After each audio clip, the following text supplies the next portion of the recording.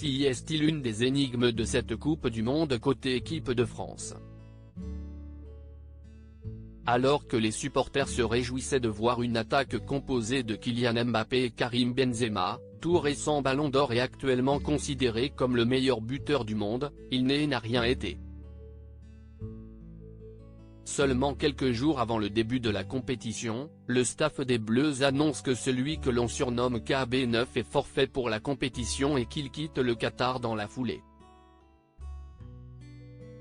Depuis, beaucoup de zones d'ombre entourent cette histoire et Daniel Riolo a tenu à apporter sa version des faits dans l'émission l'After-Foot, sur RMC. Pour le compagnon de Géraldine Maillet, les critiques sur Karim Benzema ne sont pas fondées et pour lui, il faut plutôt chercher du côté de Didier Deschamps pour trouver un coupable dans l'affaire. Tout commence avec la blessure de l'attaquant de 35 ans et son forfait dans la foulée. Quand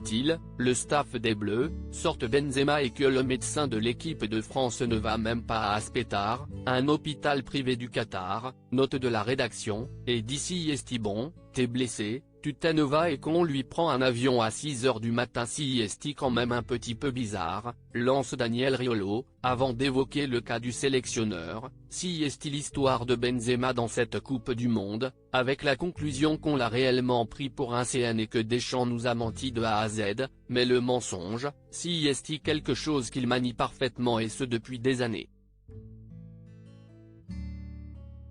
Certains joueurs pas mécontents du départ de Benzema, des mots forts de la part de Daniel Riolo, mais d'après lui, le mari de Claude Deschamps n'est pas le seul au sein des Bleus à avoir un problème avec Karim Benzema.